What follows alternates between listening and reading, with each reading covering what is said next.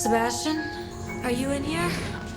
Hello? If you can't see him, You want to know what it's like to make love to an invisible man? if you can't find him, You have no idea what it's like. The power of it, the freedom. you can't stop him. He could be here. He could be anywhere.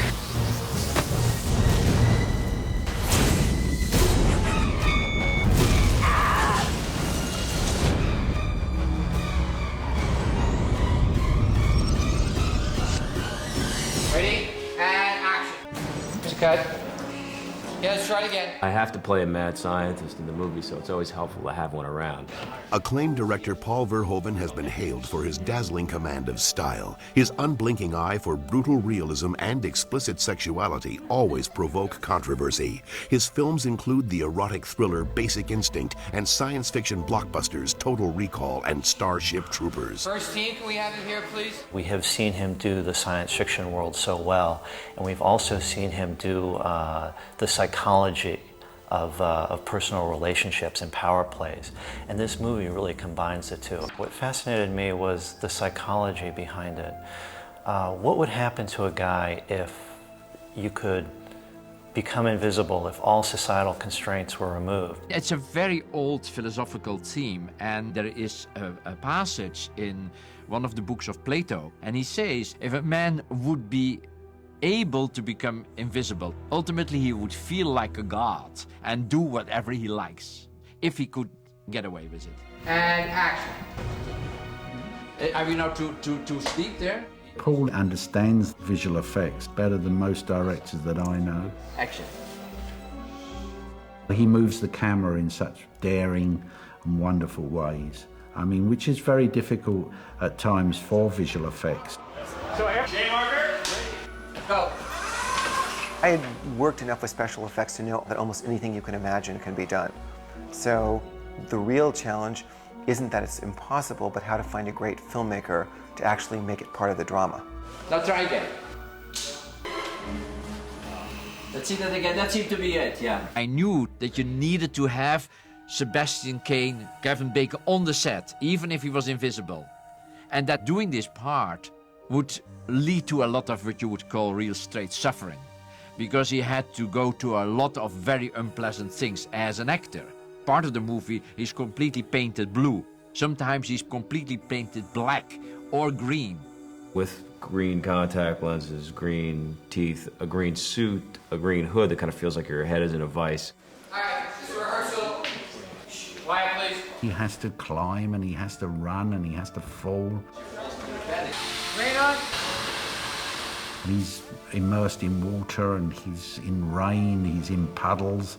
It is a very, very demanding role. And cut it. Cut. So you want to be an actor? The job of the special effects people is to drive me insane. Every day they come up with some new technique to make me go insane. They haven't broken me yet. Mommy.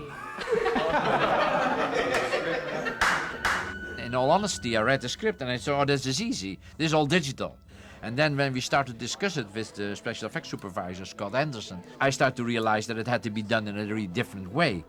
When we studied that 2 years ago, how Sebastian Cain is going to look in the transformations when he becomes invisible, because then the layers peel away. The skin goes first, and then you see the muscles, and then the fat goes off the muscles, and then the muscles start to disappear, and ultimately the skeleton disappears too. And studying these things gave us, from the very beginning, a perfect idea what we wanted to see later in the movie. Realized all the problems and really started designing the effects.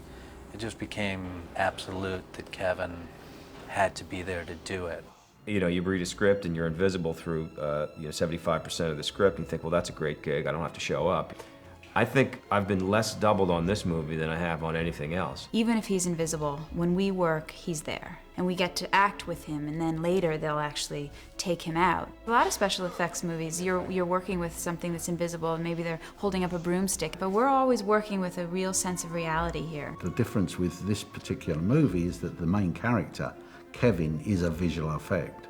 We started out by literally scanning his whole body into the computer. We literally painted grids on him and made him run, made him jump, made him push people, made him lift things. And we had to concern ourselves with all of the internal musculature and internal organs and various parts of the anatomy.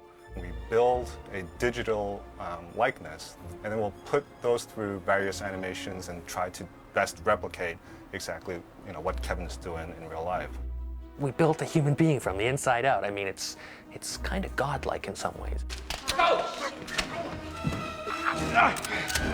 Through seeing what that image was going to be, which was these hollow eyes where you look straight back to the back of the mask. And it really, really is eerie because it's Kevin, and yet there are no eyes. It's very modern, and the fact that, the technology that we can utilize now for these movies are so cutting edge with the Matrix and something like this. Some of the really challenging aspects of the Hollow Man are manifesting the Hollow Man, the Invisible Man, in different materials, making the Invisible Man visible in smoke. Seeing the Hollow Man underwater, when he jumps into a pool, what do you see? What does that look like? So we go through a lot of actual practical type testing to kind of work some of this stuff out. Oh my God. Got it. Right down, right down. All right, ladies and gentlemen, can we clear it now, please? And we're ready to light. Okay. Okay, stand by, everyone. It's really terrifying to run down the hallways and to not know where he could be. And the only way that I'll be able to see him is if I can actually burn his body, because then he will be visible. Okay, so let's go. Everybody in positions. Here we go. We're gonna start fueling. Lighting up. Ready, and action!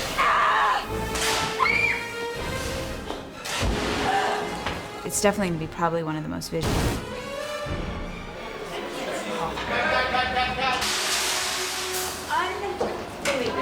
It's a military complex, so the people that work there underground are completely isolated when, for example, the elevator would fail.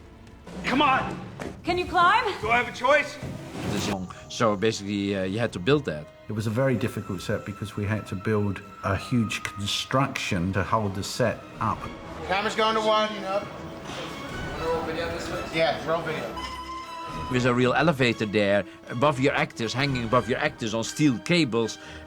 Is pretty dangerous, because you're always on the edge of this kind of abyss. Even if you're well protected, even if you know that there are safety lines and all that stuff, it's really scary. It's coming back down! We, from the beginning, wanted to kind of accentuate action and excitement. These young people push the edge of science, and basically something horrible happens. It does kind of make you ask the question, what would I do? Evil slowly develops and stretches out its claws because the Invisible Man is among us.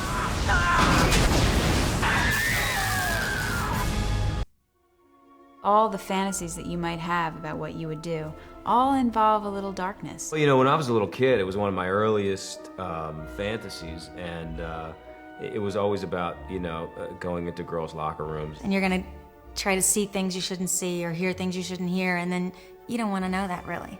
I would use it to have fun with my kids. If I was invisible, I would do the same thing as I'm doing now because no one sees me anyway. I would become a porno star, to be quite honest with you. I think I would do that because that way you can enjoy yourself.